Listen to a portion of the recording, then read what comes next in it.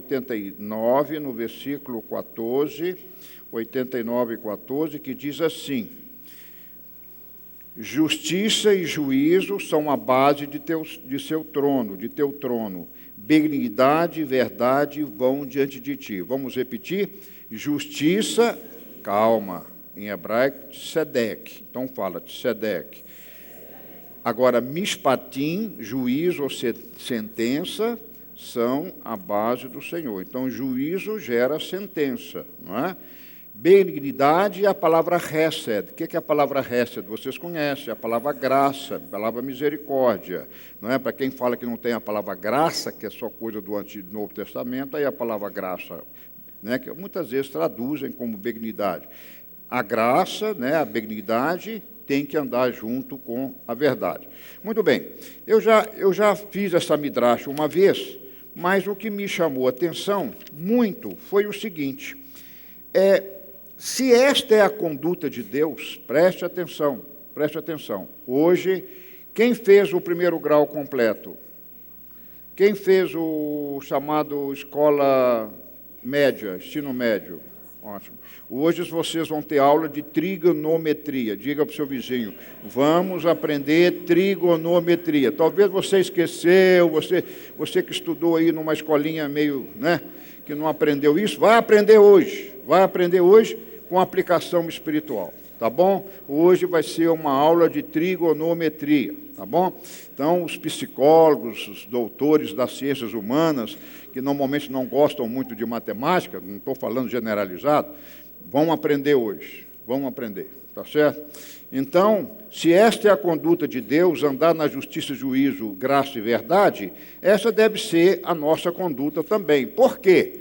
Porque se pecamos, nós nos separamos dele pelo pecado, lá de Adão.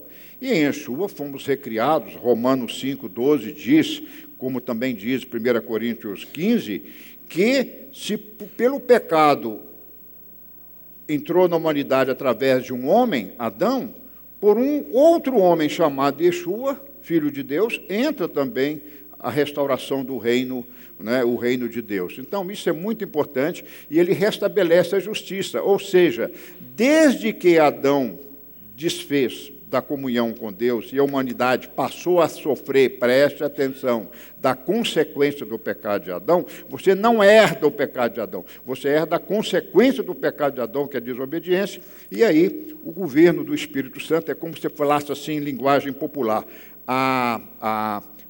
o mundo proclamou a independência do reino dos céus, aí passou a ser dirigido pelos homens, por isso há tanta injustiça, corrupção, morte, doenças. A gente tem que entender a causa da palavra do Senhor, que não é a vontade de Deus ter vírus ebola, não é da vontade de Deus ter essas bactérias que matam, não é da vontade de Deus que criancinhas morram nas guerras, isso não é, você tem que entender a causa dessa coisa, voltar à origem e tentar restabelecer o trono de Deus, que é o reino de Deus. Ora, o trono é uma cadeira tem 4 pés, então eu vou fazer uma midrash desses 4 pés, e o Senhor me trouxe algumas revelações de algumas figuras que eu havia mostrado. Então nós vamos fazer uma circunferência, e nós vamos dividir essa circunferência em 4 quadrantes. Cada quadrante como se fosse um pé de uma cadeira, um pé, outro pé da frente, o de trás e o outro de trás, tá bom? Como se fosse o trono de Deus. O trono é uma cadeira, imaginando que o trono é uma cadeira, tá? Muito bem. Então, cada quadrante, nós vamos estudar cada quadrante aqui. A primeira de Tzedek, justiça. Então, vamos ver um conceito de justiça para você entender uma trigonometria que vai nascer daqui a pouquinho. Você pode dividir, quando você divide isso aqui, essa luzinha está ruim. Quando você divide a circunferência aqui, não é? Isso aqui como se chama? Diâmetro. Aqui, diâmetro. E como se chama a metade do diâmetro? Raio. Vocês estão indo muito bem. Por enquanto, estão recapitulando bem. Então, o que seria justiça no primeiro quadrante? Justiça é a ordem de Deus. Justiça é você estar na posição correta. Justiça é andar segundo a lei. Há uma reta, a lei é o caminho, não é? e se eu ando nesse caminho, não desviando nem para a direita, nem para a esquerda, e nem retrocedendo, eu estou na injustiça, não é? E andar segundo a Torá é justiça, e viver testemunhando Yeshua, que é o justo, a Bíblia fala que ele é o justo, porque ele não saiu fora da Torá, não é? Então, isso é um conceito bem rápido de justiça. Bom, o outro quadrante é o mishpat. Mishpat, ou juízo, ou sentença. É estar no seu direito, né? Então, se eu tenho juízo, não é? Eu estou no meu direito. Quer dizer, se eu vivo recebendo sentença, se eu vivo recebendo juízo, pênalti, penalidade, penitência, eu estou errado, porque eu errei. Por quê? Porque você não foi justo. Toda vez que eu saio fora do caminho de Deus, eu caio na injustiça. Então, eu tenho que ter o juízo para me corrigir. Daí a pena, daí a penalidade. Estão entendendo bem? A palavra mishpat. Pode ser traduzida também com preceitos ou ordenanças. É estabelecer julgamento pela nossa atitude. Quer dizer, se a minha atitude é justa, eu não preciso de juízo. O juízo não se aplica a mim. A penalidade não se aplica a mim. Está certo? Juízo é julgar o certo e o errado segundo a palavra, é estabelecer correção. Juízo é ser corrigido, é o mishpat, não é? Está indo bem? Vamos ver o terceiro quadrante. O terceiro quadrante é a verdade. A verdade é a palavra emet, e ela resume o alfabeto hebraico, a primeira letra, a letra do meio e a letra do fim. Gozado, né? Início, meio e fim é a verdade, ou seja, a verdade tem que ser completa, tem que ser plena, não existe meia-verdade. Não é? Não existe meia-verdade. Ou é ou não é, a verdade absoluta. Quem é a verdade? Yeshua é a verdade, a palavra de Deus é a verdade, ela é única e absoluta. Porque não existe meia-verdade ou verdade parcial. Não é? Eu sou meio verdadeiro. Ou você é ou não é. É a essência de todas as coisas, para mim é verdade. E eu vejo a lei física, a lei astronômica, a lei que rege o universo, como verdade. São leis verdadeiras, elas não falham, elas são absolutas. Você vê que o Sol e a Lua, a Terra gira tudo, a Terra inclinada a 23 graus, não é? Jogando essa atmosfera que tem 22,5% de percentual do oxigênio, com mais 78,2% de hidrogênio. Está tudo funcionando, a minha célula pulmonar retém o oxigênio, espelha o gás carbônico, faz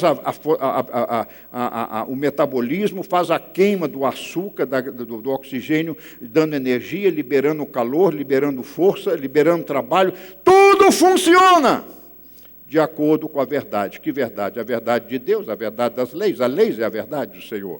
E, finalmente, o quarto quadrante é Hesed, que é a palavra misericórdia ou benignidade, que é a graça de Yeshua, é a bondade, é a benignidade, é a natureza de Deus, é o coração de Deus, tá certo? É o coração de Deus, é um lado do caráter de Deus muito forte. Muito bem. Agora nós vamos entrar numa trigonometriazinha, que você vai bem devagarzinho para você entender. Eu tenho certeza que todo mundo vai entender. Mesmo quem nunca estudou trigonometria, vai entender algo real. E eu quero que você preste bastante atenção, que tem coisas profundas aqui. Então, nós dividimos o quadrante em 0 graus, 90, mais 90, 180, 270, volta a zero. Então, 360 são os graus de uma circunferência. Muito bem. Vamos começar com o quadrante juízo. No juízo, mishpat, eu vou traçar aqui um raio, né? Vou traçar aqui uma reta, e essa reta, estão vendo a reta aqui? Eu vou agora descer uma vertical, que eu vou chamar de A. Essa letrinha A é esse segmento daqui a aqui. Ele pode variar de 0 até o centro ou até aqui. Então, eu parei aqui, por acaso. E o B vai ser a interseção dessa reta A no raio. Então, o B é esse segmento daqui a aqui, pela reta A, e o A vai daqui até a reta que eu tracei. O que eu formei aqui? Eu formei um triângulo. Um triângulo cujo de 90 graus, um triângulo retangular. Esse azinho que está em frente a esse ângulo que forma isso aqui é chamado de seno. Então, o que é o seno? É aquele segmento que está oposto ao ângulo que ele forma no centro da conferência. E o que é o cosseno? O cosseno é essa parte do raio que vai chamar cosseno. E o que é tangente? A tangente vai ser uma reta que tange o grau que você escolheu. Estou escolhendo aqui 0 graus. Eu tenho uma reta que vai ao infinito. Nessa tangente de 0, eu vou ter o seno de A dividido pelo cosseno de B, a tangente. Esse que é o conceito simples da matemática. Mas vamos tentar entender isso aqui. Isso foi usado para calcular a altura da pirâmide, calcular a altura de uma montanha. Como é que souberam a altura do Everest? Alguém subiu lá para medir com a fita métrica? Não, ele fez isso aqui. Não é? Por isso aqui, ó, ele descobrindo esse ângulo e essa distância aqui, ele calcula essa que é a altura. Né? Então, isso é aplicado na engenharia, nas pontes, em altitude de avião, isso é muito usado na aviação. Não é? O avião usa isso aqui, o direto e reto, para poder se localizar. Então, é muito aplicado, eu não vou dar essa aplicação, mas eu vou dar uma explicação espiritual. Vamos supor que quando, por exemplo, quanto seria o cosseno de 0? Seria quando o B é igual ao raio. Então, é 1. A convencionar, 1. Um raio, 1. E qual é o seno? À medida que essa setinha vai caindo para cá, o seno de 0 vai ser 0. E o cosseno de 0 vai ser 1. À medida que eu vou diminuindo essa reta para cá, vai abrindo esse raio, o A vai coincidir com o raio. Então, o seno de 90 vai ser 1 e o cosseno 0. Deu para entender um pouquinho? Mais ou menos, né? Eu sei que é um pouco difícil. Mas vamos falar o que eu quero falar. Eu quero hoje trabalhar com a tangente. Porque a nossa vida é uma tangente. Eu cheguei a essa conclusão. Eu estou sempre tangenciando algo. E o segredo é saber trabalhar com essa tangente. Não é? O que é a tangente? Que tange. Então, olha que coisa interessante. Imagine você que aqui é a verdade e aqui é o juízo. Está certo? Ok? Então, vamos supor, quando que o juízo é máximo? Em 0 graus, não é? Eu vou ter, aliás, em 0 graus eu vou ter o juízo, ele vai diminuindo aqui até transformar em 0, e a verdade é máxima. Então, qual que é a tangente do juízo com a verdade? Ou seja, se o juízo é 0, 0 dividido por 1 dá quanto? 0 dividido por 1. Deu 0. Ou seja, olha que interessante. Se eu tenho 0 de sentença, eu tenho a verdade completa, 1. O que eu quero dizer? Vou repetir. Se eu ando totalmente na justiça, eu não recebo juízo. Então o juízo tende para 0. Se tende para 0, eu estou cheio de quê? Da verdade. A verdade é 1.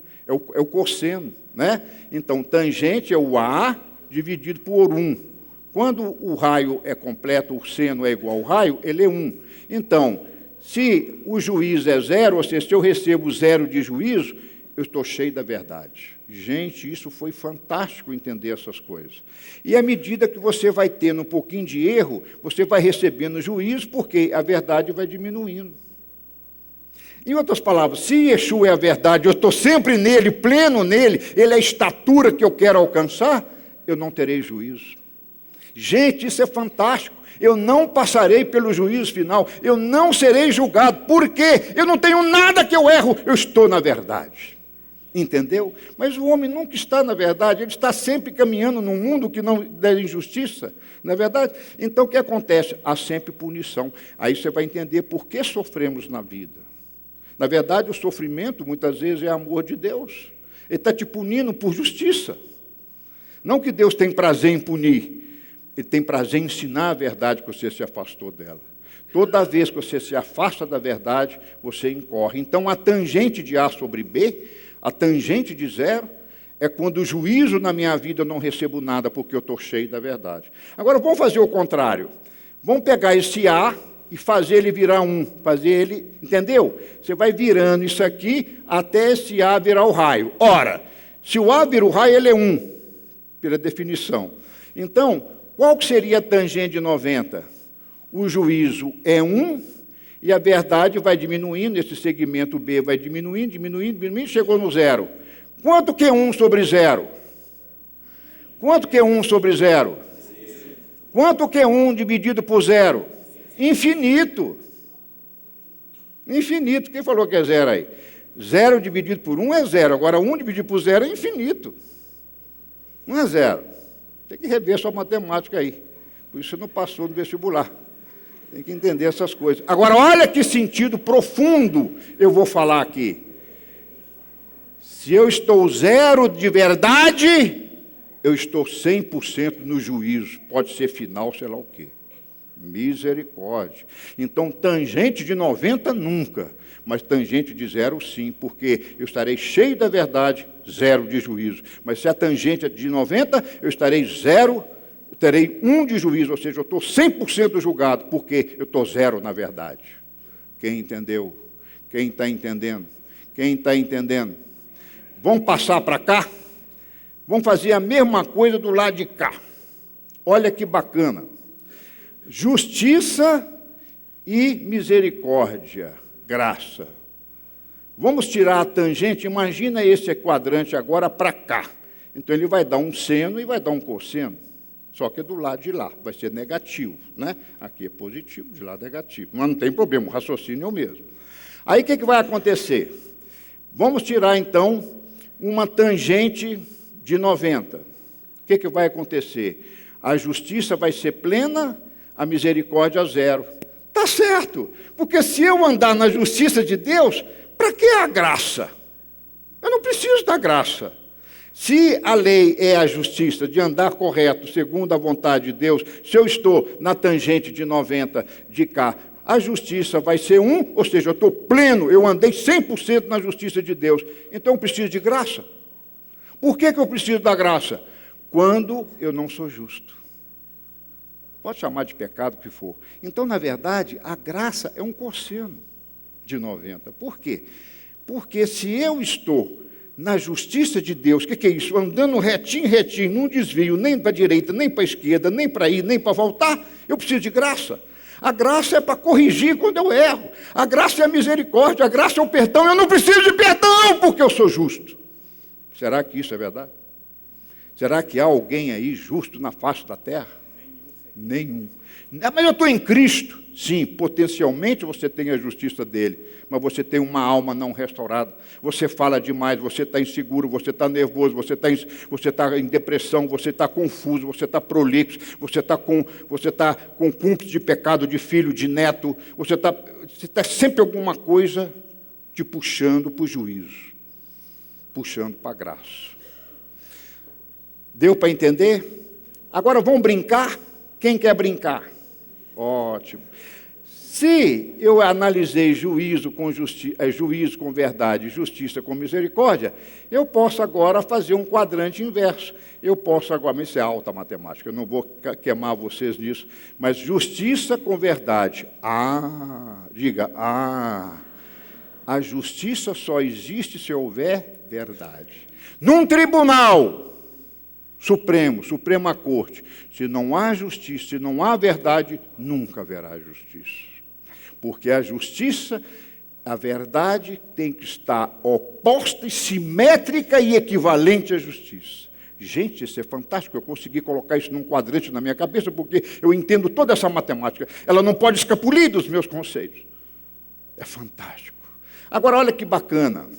Da mesma maneira que a sentença, que é um juízo, ela tem que vir com misericórdia. O que te ensina isso? Nunca puna o teu filho demasiadamente fortemente, porque você acaba sendo injusto. Ou seja, o excesso de juízo, o excesso de pena, ela tem que vir com misericórdia. Quem está entendendo? Então, a sentença tem que vir com misericórdia. Então, se alguém te ofender, não devolve o mesmo chute, não. Se alguém te chutar, não devolve com a mesma força, não. Porque você está se afastando da misericórdia. E o excesso de juízo anula a misericórdia. Aí é o conceito de secante. Mas não vou falar isso para vocês, aí seria demais, né? Tangente, secante, cossecante, aí já seria fantástico. Mas eu posso brincar com isso aqui, com equações tremendamente. Isso vem te mostrando que Deus é infinito. E a matemática mostra essa misericórdia infinita de Deus. Tanto assim que se você pegar a misericórdia como 1, ou seja, a tangente 270, vai ser 1. Por quê? Aliás, desculpa, vai ser infinito. Por quê? Ela não tem fim. Então, você pode brincar com esses conceitos. Então, vocês estão vendo que eu estou fazendo uma propriedade comutativa e associativa. Não é verdade? Então, você pode dizer, justiça está para juízo, como misericórdia está para a verdade. Mas como você pode fazer o inverso? Justiça está para a verdade, ou seja, não há justiça sem verdade, mas também não há sentença que não viesse com misericórdia. Por isso, as nossas penas... mas ele vai ser preso 270 anos. Teórico. Não existe isso, né? A pessoa não vive 270 para receber uma pena, né? Então, a coisa tem que vir com misericórdia. Agora, qual é o segredo? Saber o ponto exato de perdoar e o ponto exato de descobrir a verdade. Quem entendeu a palavra? Quem entendeu a palavra? Bom, podemos continuar? Mas como, então, conseguir andar na base de Deus? Só tem uma maneira.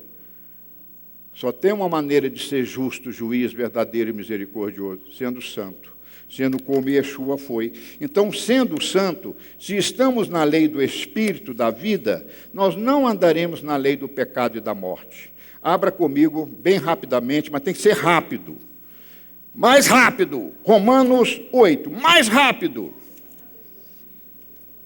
Vocês entenderam um pouquinho, reveram do ginásio a trigonometria.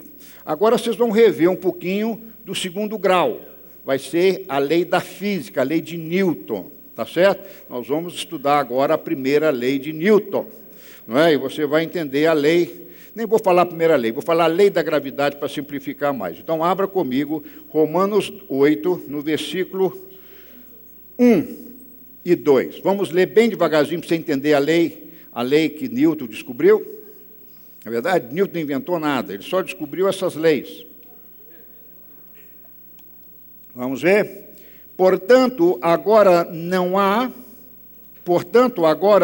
condenação há para os que estão em Cristo Jesus. Número 2. Porque a lei do Espírito da vida em Cristo Jesus te livrou da lei do pecado e da morte, ou seja, não anula a morte. Os crentes entendem muito errado. Não anula, te livra. Então, vamos dar um exemplo aqui. Quais são as duas leis que estão aí? Uma lei é do Espírito que gera vida, e a outra é o pecado que gera morte. Vamos lá devagarzinho, olha para mim. Espírito que gera vida e pecado que gera morte. E ele fala que, se você está na primeira lei, você não pode estar na segunda. E se você está na segunda, você não pode estar na primeira. Vamos transformar isso em lei. Por exemplo, por que um pássaro voa? Por que um pássaro voa? Porque tem asa. A lei do voo. E qual é a lei do voo que você aprendeu no grupo? Hein? Voa porque voa, bate asa lá e voa. Hein? A lei do... Por que o pássaro voa? Pela lei do voo. Vamos repetir a lei de Arquimedes. Eu vou começar a complicar, mas nem vou falar os nomes dos homens. Mas vamos repetir isso de uma maneira simples. É a lei do empuxo. O que é o empuxo? Pressão, força sobre a área. Tá certo? Nós vamos calcular isso aí para você. Como é que funciona o passarinho? O passarinho tem uma asa. Você já viu um tamanduá voar? Não? Nunca viu? Eu também não. Você já viu um tatu voador? Já viu super-homem? Só nos desenhos de criança, super-homem voar, não voa. Porque não tem a lei do empuxo. E qual é a lei do empuxo? Vou explicar para você. Você vai ver, vou fazer agora. Por que o avião voa? Por causa da lei do voo. É a mesma do pássaro. Vamos pegar o avião, fica mais fácil entender o avião, já está mais mastigado do que o pássaro. Senão você vai ter que dissecar um pássaro aqui comigo ao vivo. O avião, a asa dele faz assim, ó. Você pode ver que a asa do avião não pode ser chata, ela tem que fazer isso aqui, é o tubo de Venturi que chama isso. Ela tem que criar, ela começa aqui e afina. Isso é importante, porque o vento vai bater ali e vai ganhar velocidade de impulso. E aí o que ele vai fazer? Eu tendo uma asa, seja de pássaro ou de avião, tem que haver um impulso, ou seja, a pressão de cima tem que ser vencida pela pressão de baixo. Se isso acontecer, ele sobe. Mas se a pressão de cima for maior que a de baixo, ele cai. Essa que é a lei do voo. Então, eu preciso de velocidade. Para aumentar a velocidade, eu faço as asas do avião em tubo de Venturi, para poder aumentar mais. E o que eu faço? Taco o motor nele, porque o motor garante a velocidade. Então, o avião sai com aquelas asas, joga motor nele, ele ganha velocidade. O que vai acontecer? Por ter formato a asa assim, ele cria uma sobrepressão embaixo e uma subpressão em cima, ou seja, ele sobe. Ele vence a gravidade. Ele venceu a lei da gravidade, está bem? Por que ele venceu? Ele tem uma forma aerodinâmica, um bico, as asas assim, não é? Por exemplo, eu nunca vi trator voar. Você pode pôr asa no trator que ele não vai voar, porque ele tem que ter a forma aerodinâmica para facilitar o impulso. O impulso de braço para cima é que vai levar ele, que vai subir. Não é? Agora, ele põe uns truquezinhos, né? Lá atrás tem um profundor. Olha aqui, ó, vou repetir aqui, ó, o pássaro. O pássaro levanta o rabinho, sobe, e explica o bicho. Baixou o rabinho, desce. Não é facinho? Ele cria um momento fletor. Né? Ele cria um momento, o que é isso? Você está entendendo? Ó, se você aperta aqui, você sobe aqui. Né? Então, o pássaro levanta as peninhas lá atrás, o bico dele sobe sozinho. O que o avião faz? Imitou o pássaro. Levanta o profundor lá atrás, o vento bate e espicha o bico. Está certo? Ele é fixo. Se o avião fosse de borracha, ele não voaria. Tem que ter que só sólido, entendeu? Para dar o momento de força. São coisas simples, muito simples. Mas essas coisas simples, você tem que entender que a palavra cita isso. Então, se eu estou na lei do Espírito da vida, eu não entro na lei do pecado e da morte. Como é que funciona isso? Como a gravidade. Se o passarinho parar de bater a asa, que é o motor dele, ele cai. Tá certo? Ele cai. Ah, mas eu pensava que o pássaro tem um pulmão maior. Tem, que ele enche de ar para poder flutuar mais, né? O avião faz a mesma coisa, ele pressuriza, fecha as portas e enche de ar. Então, as coisas são parecidas, tá bom? Para você poder entender. Então, o que eu quero chegar? Por que um passarinho voa? Porque ele venceu uma outra lei. Que lei? A lei da gravidade. Qual é a lei da gravidade? Tudo que jogar para cima cai. Então, como é que o passarinho sobe? Porque ele venceu uma lei, ele anulou a lei da gravidade. Pensa bem. O passarinho, quando voa, anula a gravidade? Ele sai para fora da Terra e fica lá nas estrelas? Hein?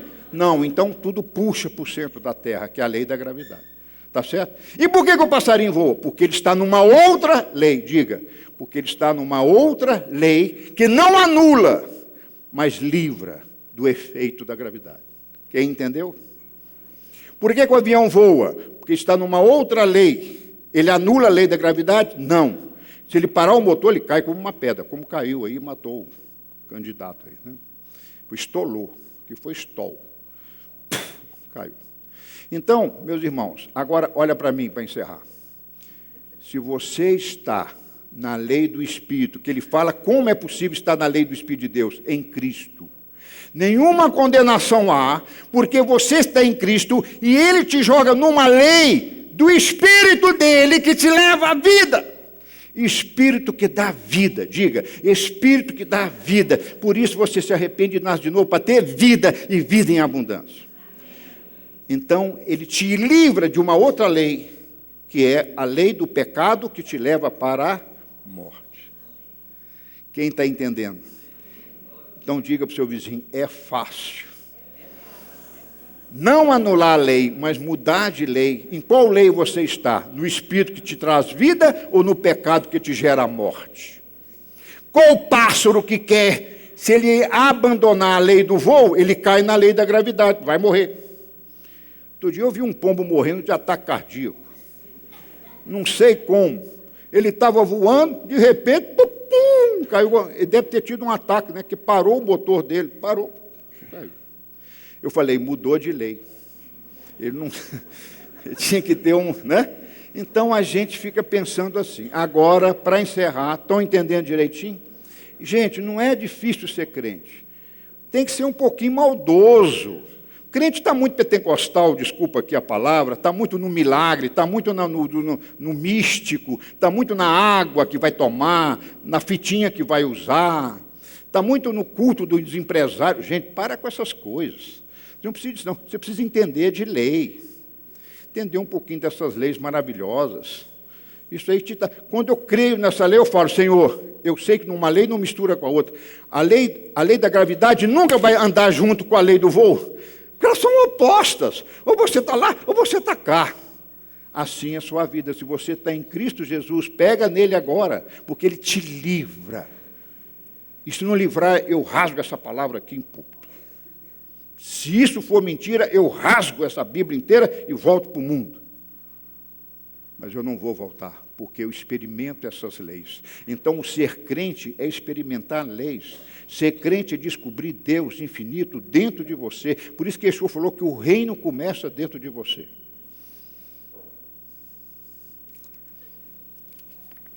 Mas,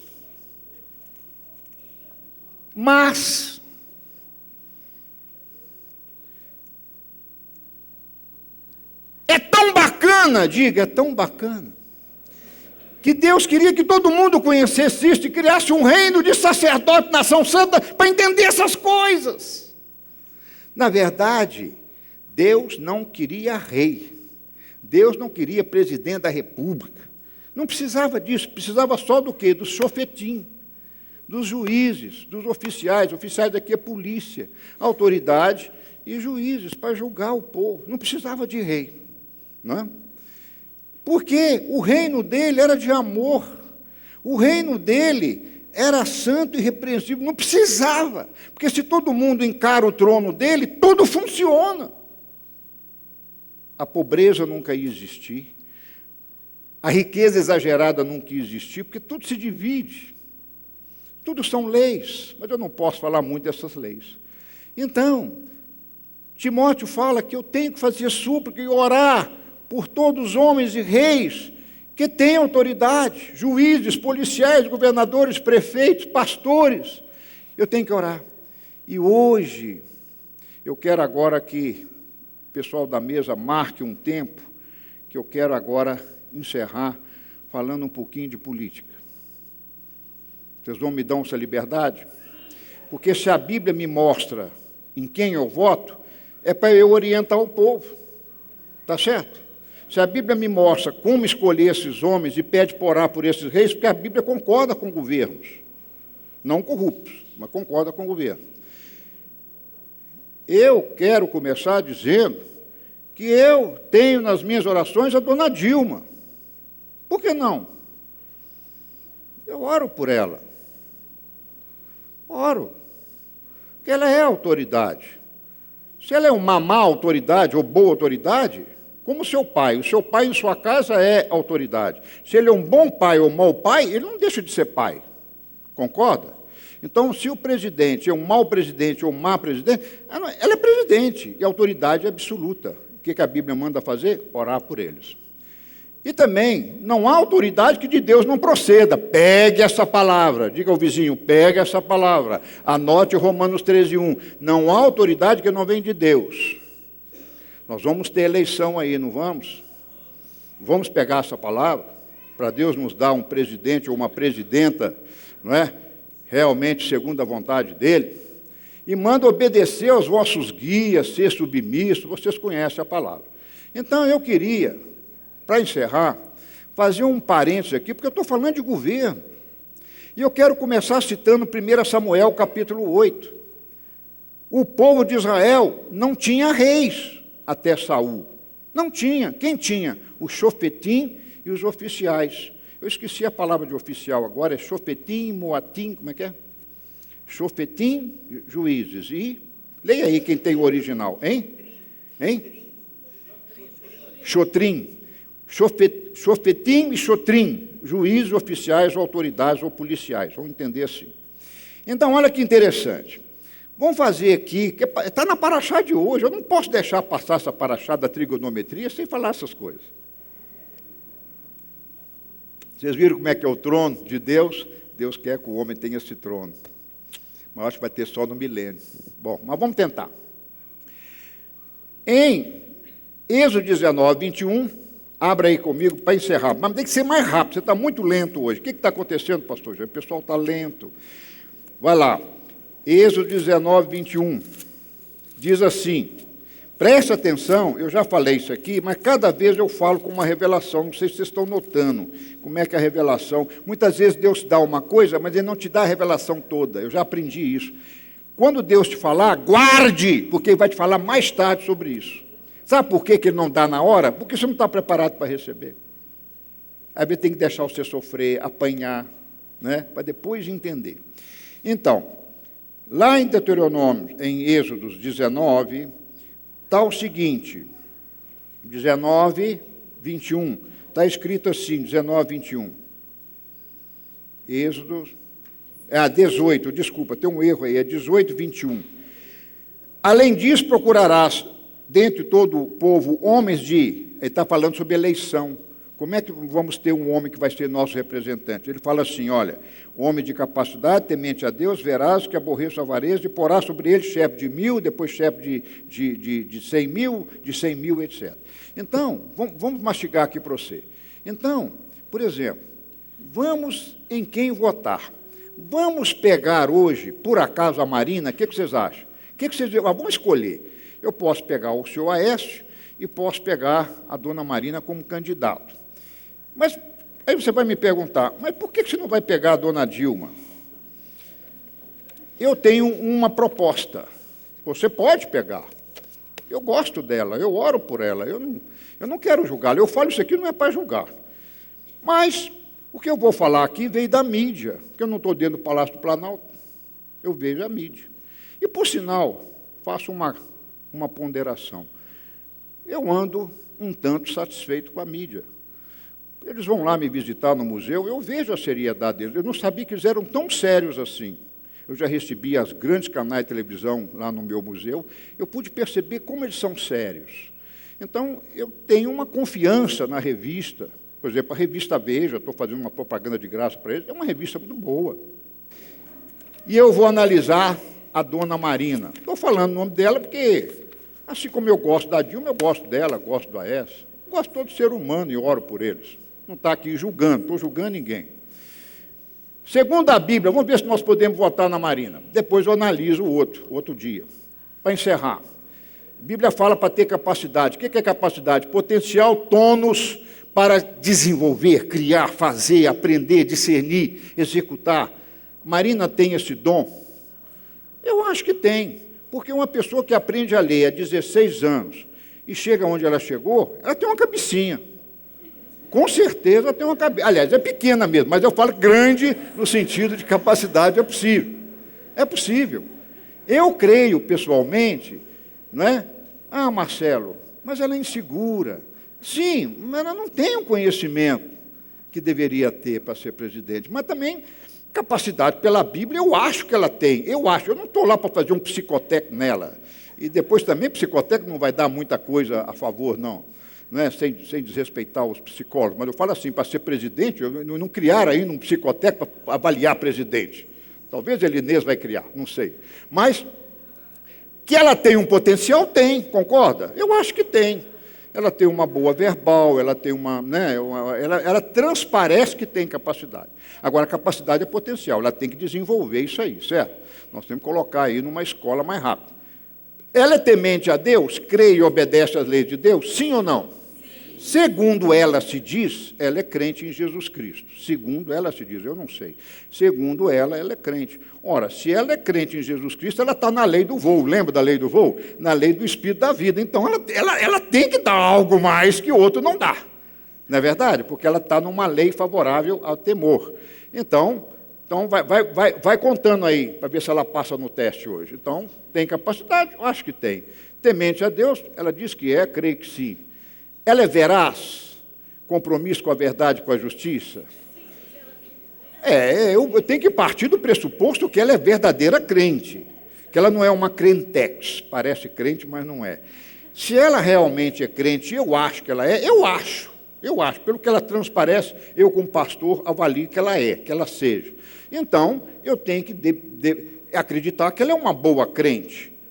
E até agora eu não vi nada que depõe contra ela, a não ser erros administrativos, de fanatismo e radicalismo, que nós podemos falar aqui depois. Bom, veraz, compromisso com a verdade. Não avarenta, ou seja, não quer dinheiro para o seu bolso, corrupta. A palavra chama corrupção, a palavra bíblica aí é corrupção. Será que ela é corrupta ou não corrupta? Eu posso afirmar, pelo que leio, que ela não é corrupta, e eu não achei, na minha pesquisa, nada que a deponha. Eu não entrei no Serasa, não entrei no SPC, não entrei no fórum, tá certo? Não entrei. Então eu vou falar que ela está ganhando, até agora, nota 4. Está indo bem, a nota é 7, a máxima é 7. Passou, então já está na média. Dá para votar? Dá, depende. Bom, agora vamos fazer uma midrasha com Deuteronômio 1,13. Abra comigo Deuteronômio 1,13 para encerrar bem rápido, mais rápido. Deuteronômio 1,13, vamos fazer a midrash. Nós estamos analisando a dona Maria. Vamos analisar o outro candidato. Tomai-vos para vós, está falando no mesmo contexto, escolher homem para chefiar vocês. Homens sábios, entendidos, experimentados segundo as vossas tribos. Aí, deixa eu fazer um parênteses aqui que eu não fiz, que eu esqueci. Em Israel não tinha reis, não tinha governante. O povo era para ser governado com juízes e oficiais. Lá em 1 Samuel 8, diz que os filhos de Samuel, que era o único profeta da época, estavam desviados do caminho do Senhor. E eles pediram a Samuel, o povo pediu a Samuel, dá-nos um rei, profeta, indica um rei para nós. E aí Samuel ora a Deus e fala, ô Deus, o povo está pedindo um rei. Deus fala para Samuel, eu não quero reis para eles, porque eu sou o vosso rei. Eu sou, o meu trono reina sobre vós. Se vocês praticam a minha lei, não precisa de rei. Olha que bacana, gente, eu fico vendo como Samuel era um grande matemático entendendo o trono de Deus. Ou seja, se o povo, se os oficiais juízes trabalham de acordo com o trono de Deus, não precisa de rei, porque tudo funciona. Quase sozinho. Mas Deus responde a Samuel, olha Samuel, vai ser uma guerra difícil, o povo quer rei, dá-lhes um rei, e eu te mostrarei quem é o rei. O Saul perde as jumentas, e o pai de Saul falou, ô Saul, vai procurar as jumentas. E ele vai, ele que era benjamita, sai lá para a terra de Samuel, que era Beersheba, que gozada, Beersheba. Aí quando ele vai chegando em Beersheba, um sujeito que encontrou com ele no meio do caminho fala assim, olha, você está perdendo muito tempo com essas jumentas, tem um profeta lá, conversa com ele, que ele é vidente. Agora escuta a palavra vidente aqui, vidente não é espírita macumbeiro, não é nada disso. Vidente aqui é que vê Deus, fala por Deus, profeta. As pessoas interpretam errado, porque lá está a palavra vidente, é que enxerga as coisas. Não é o vidente que tem hoje em dia. Aí leva Samuel, e Deus fala, Samuel, em 2 dias eu trago o rei a você. E eu vou lhe mostrar quem é o rei. E chega Saul procurando as jumentas. Eu acho que o Brasil tem que procurar muita jumenta para ver se acha um presidente. Aí o que acontece? Quando chega Samuel, o Espírito fala com ele, este é o rei que você vai ungí-lo. E aí ele fala, o Saul fala para Samuel, Samuel, eu estou andando desde lá da terra de Benjamim, procurando as jumentas, e não acho as jumentas. Samuel fala, não preocupa com jumenta não, que elas já foram encontradas ali. O profeta não viu, mas ele falou. E aí conversa, e passado um tempo, ele unge Saul como rei. E você sabe a história que aconteceu com Saul, depois veio Davi, mas não precisava de rei. O povo é que pediu rei. Então isso é importante mostrar, que seja lá quem a gente vai pôr, vai escolher, precisa ter essa consciência que Deus é que deve reinar. Amém? Pronto. Vamos lá então, Deuteronômio. A Marina tem sabedoria, algo que se busca do alto divino? Sabedoria não é faculdade, é coisa que você recebe. Um analfabeto pode ter mais sabedoria do que um doutor. É isso que é a sabedoria divina. Sim ou não? Acho que sim, porque se ela é temente, qual que é o princípio da sabedoria? Temor. Ora, se ela tem temor, ela tem que ter sabedoria. Então, ela já passou número 5 de 7. Quanto que dá 5 dividido por 7? Já está dando 70%, 75%. E agora, vamos ver se ela passa aqui. Entendimento, conhecer, discernir, saber, ela tem para ser presidente? Não. Eu vou te falar alguns errinhos dela. Ela é radical, veio do partido, desse partido que está governando. Em outras palavras, me diga com quem andas que eu te direi quem é. Quer dizer, ela veio, o passado dela não é bom politicamente, porque veio do... Ela foi ministra desse governo. Então, ela é conivente. Ela tem pé preso aí também. E aí a gente mostra que o radicalismo, alguém tem que explicar para ela, espero que não seja eu, um assessor tem que explicar para ela, olha, torne-se menos radical, menos fundamentalista, que esse negócio de ambiente, você está atrapalhando a coisa. Então, vou citar o que está na revista Veja. Em Rondônia tem o Rio da Madeira, lá não tem energia elétrica. Aliás, o Brasil está um caos em energia, né? Porque põe esses caras para governar aí, os caras não sabem nem o que é corrente elétrica. Bom, tudo bem, mas eu não vou entrar nesse mérito. Bom, aí o que acontece? Porque esse é o negócio do partido, eles não vão para a meritocracia, eles vão pela politicocracia. E põe político lá, o que você entende de gado? Então você vai ser astrônomo. Espera aí, mas não tem correlação. Então, os partidos funcionam mais ou menos assim. Bom, qualquer semelhança é mera coincidência. Mas, aí o que acontece? A dona Marina, tá certo? Vai destruir o rio? Vai ter que represar o rio. Ela foi estudar, tinha 3 espécies de bagre. Aí ela falou, não, ninguém tira os bagres daqui. E impediu o projeto no Rio Madeiras, em Rondônia, para fazer uma hidroelétrica. Agora, o Brasil não tem energia eólica, não tem energia, nossa nuclear ainda está caminhando, nós não temos as termoelétricas, são pequeninas, não fornecem quase nada. Nós dependemos da chuva e de Deus. Tá certo? Aí, o que a dona Marinha tinha que fazer? Na minha opinião, se eu fosse ela, esquece um pouquinho o fundamentalismo ambiental. Isso, lembra? Está demais, virou uma religião. Esquece isso um pouquinho, o que você faz? Pega os bagres. Pega um rio que tenha água semelhante, temperatura, pressão, correnteza, velocidade, faz uma análise, eu não sou... Chama quem entende desse troço aí. Pega esses peixes, transporta os peixes, cria os peixes in vitro. Sei lá! Eu prefiro não comer peixe, mas ter luz para o hospital, luz para a escola, luz para a educação, tá certo, irmão? Do que comer peixe no escuro. Vocês estão me entendendo? Então, o que eu tinha que fazer? Construa! Eu vou dar um jeito nos bagres. Mas achou mais cabeças de bagre do que cabeças de gente. O projeto foi sair com a intervenção lá, atrasado, parado, não realizado. Quer outro errinho?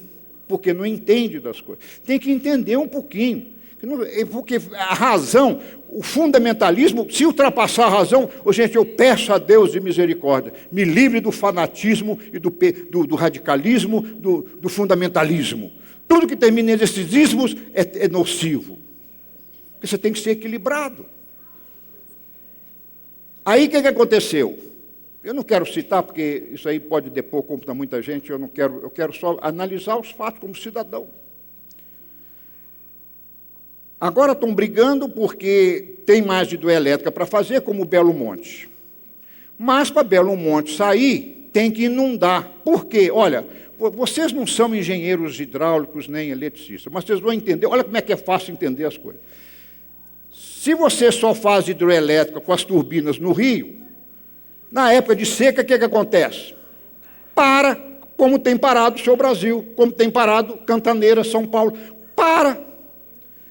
Para você ter a energia elétrica, você ligar o seu micro-ondas o dia inteiro e a sua lâmpada, você precisa ter o quê? Para a época da chuva? Uma reserva. E que é reserva? Inundar áreas, represar. Não, mas a Marina não quer que represa. Ela falou assim, perca o juízo, mas não perca a cabeça. e saiu do Ministério do Meio Ambiental. Graças a Deus ela saiu. Porque, gente, tem que... mas vai matar a flora, vai matar os crocodilos, as lagartixas, o sapo. Irmão, pelo amor de Deus, peraí, será que nós não entendemos que nós vamos ficar no apagão? Será que vocês não entenderam que os países não têm energia alternativa e nós vamos parar? E nós vamos morrer de falta de energia. Não é, quando fala de energia, é um hospital com oxigênio, está lá bombeando para o seu pulmão para você viver. Eu preciso de energia. Mas a flora vai embora. Irmão, eu quero preservar a flora. Eu sou brasileiro, eu adoro essa flora. Eu, se eu pudesse, teria no meu quintal todos os bichos do mundo para louvar o Senhor por isso. Mas eu tenho que entender que eu tenho certas situações que eu tenho que inundar mesmo. Transfere aquela mata. Pega a Mata Atlântica, transfere para outro local. Irmãos, não sei.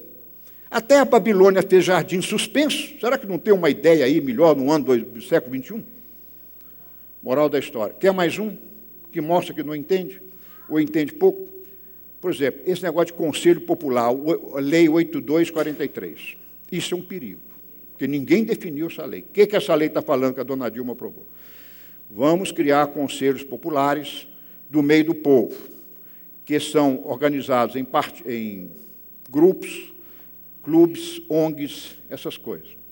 MST é um bom exemplo de ajuntamento popular. Vamos pegar o MST. Tem um grupo que a Marina gosta muito, está na revista Veja, chama Fora do Eixo. Bom, eu não posso imaginar um nome desse. Como é que se chama seu grupo? Fora do Eixo. Devia ser dentro do eixo, dentro da justiça. Não, eu já posso ver que vai ser mais MST para fazer bagunça por aí. O que essa lei quer, que a lei do governo atual quer? Que essas representações populares estejam presentes em todos os órgãos públicos.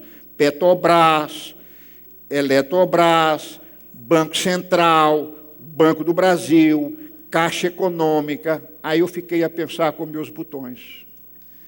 Se a Petrobras, com gente tão inteligente, tão capacitada, quebrou, imagina ouvindo o povo lá dentro, o MST. Não concordo. Os ambientalistas fanáticos. Não pode matar a perereca do Rio. Irmãos, o que vai dar? Este país vai parar. Sabe por quê? E a democracia vai acabar. Porque eu aprendi uma coisa por mim mesmo, que democracia em excesso destrói democracia. Toda a análise que eu fiz, agora estou virando historiador, né? Aposentado. Toda a análise que eu faço histórico, eu estou vendo as democracias acabando. Por quê? Excesso de democracia. Democracia tem que ter limite. Democracia tem que estar sob o trono de Deus. Tem que ter essas 4 palavrinhas-chave que eu citei aqui hoje. Isso é a base de qualquer governo.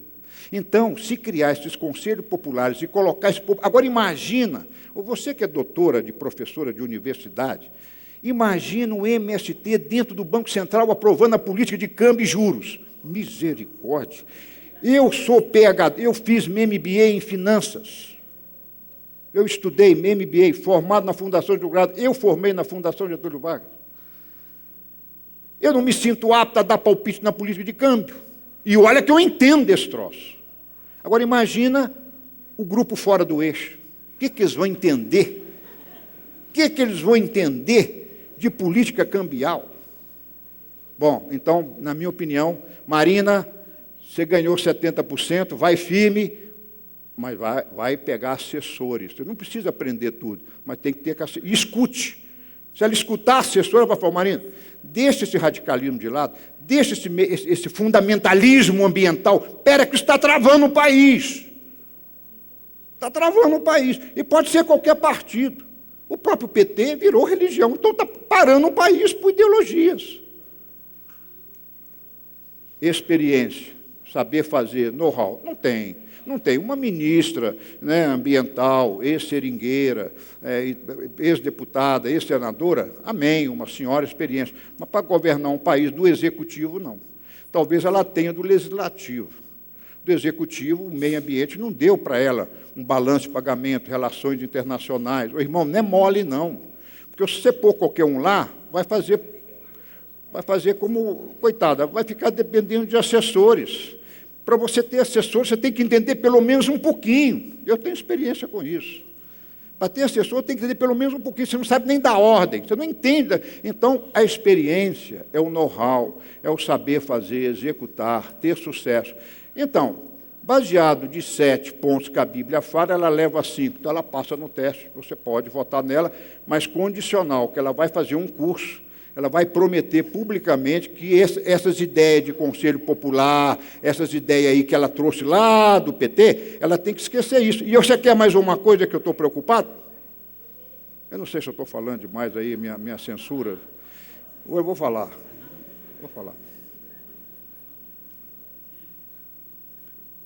Ela disse no debate que não gosta da oposição. E que não vai pegar ninguém da oposição. Ela vai pegar de quem, então, se ela ganhar com o PSB, que é um partidinho nanico? Hein? Como é que se governa um país? Sozinho? Existe alguma coisa chamada Senado Federal? Existe alguma coisa chamada Assembleia Nacional? Coligações. Então, se ela ganha, já não quer a oposição. A oposição pode ter lá seus defeitos, mas é a oposição. Tá certo? Se ela ganhar, ela não quer a oposição, então ela tem que começar a entender da oposição, porque ela quer pegar o que vieram de 12 anos, que agora quer ir para 16 anos para provar que não se faz, ou se fez pouco, ou se não fez o desejável. Então, é uma incógnita que eu tenho. Então, qual é o meu conselho? Orar. Mas, pelo menos, eu fiquei satisfeito, porque ela passou dos 7, ela passou em 5. Agora, ela tem que caprichar nesses 2 últimos aí, para ver se Deus a inspira e ela realmente corra atrás. Então, eu quero encerrar dizendo que... Não dá tempo. Devemos votar em quem mais representar as qualidades comentadas na Bíblia. Então, nós vamos... Não dá tempo. Já tem que... Quantos minutos eu tenho? 3? Então, não dá. Eu vou encerrar. Fica para a próxima. Vamos votar naquele candidato que mais apresentar os princípios morais e bíblicos. Amém, irmão? Amém? Então, se o outro tem experiência e tem conhecimento melhor, não quer dizer que também é ele, que tem que passar nos outros. Vamos lá. Votar numa só qualidade, como ser crente, não pode fazer nunca. Ah, por que você vai votar na Marina? Porque ele é crente? Não faça isso não. Então, vote no pastor Everaldo. Se você quer, se esse é o seu critério de votar, ô irmãos, olha para mim para encerrar. Seja um pouquinho inteligente, irmãos. Seja um pouquinho inteligente, um pouquinho de bom senso. Com esse bom senso se governa uma nação, só com bom senso, sem saber nem lei. Espera aí, um pouquinho de bom senso. Nunca anular o seu voto ou votar em branco, porque se você vota para o partido. Não anule o seu voto e não vote em branco. Está ouvindo? Mas, Marcelo, se eu estou entendendo, então você não daria mais 4 anos para o Gwendoaldo? Não, eu não daria. Marcelo, não. O problema é seu. Se você quiser votar, você vote. O voto ele é secreto e é livre.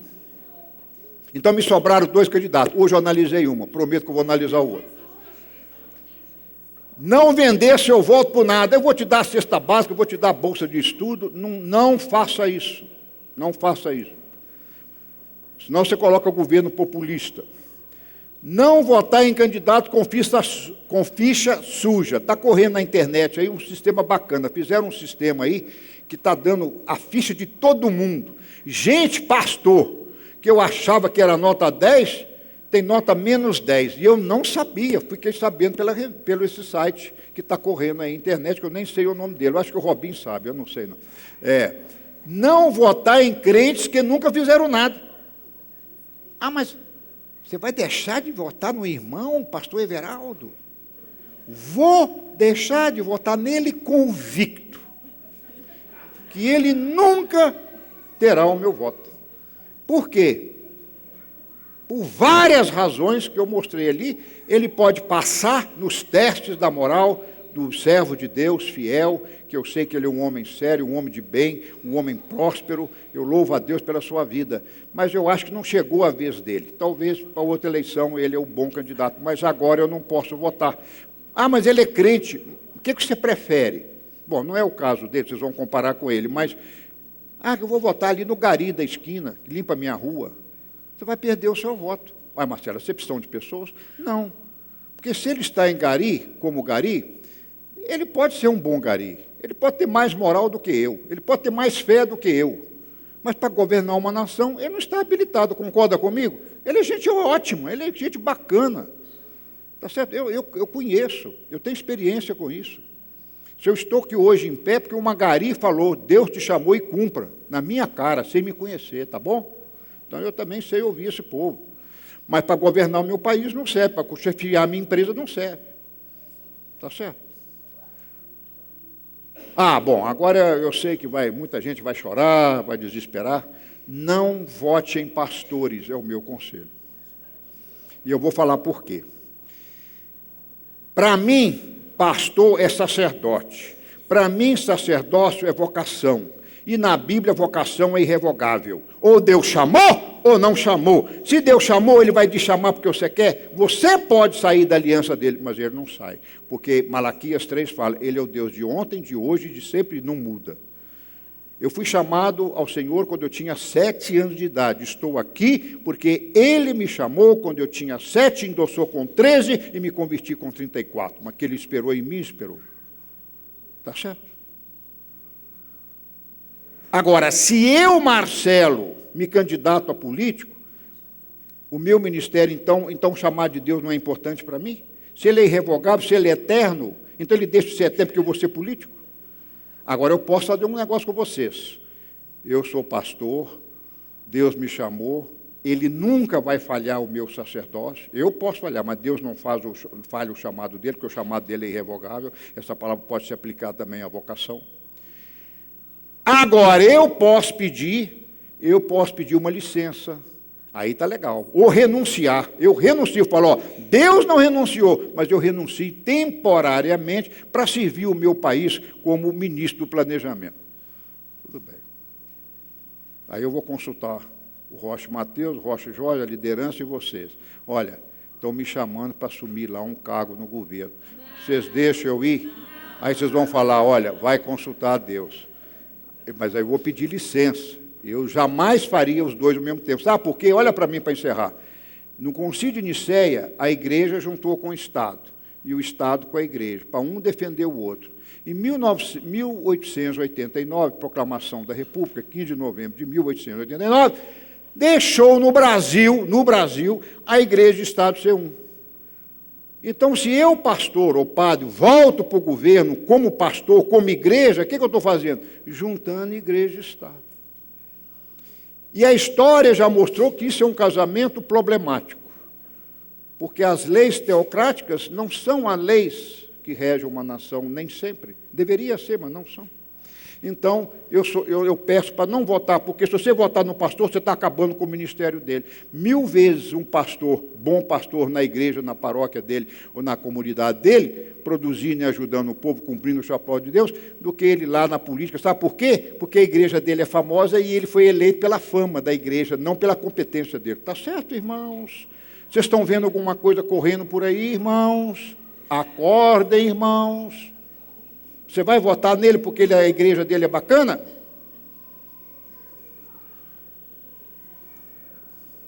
Não votar em fanáticos? Diga, não vou votar. Não votar em radicais? Não votar em fundamentalistas.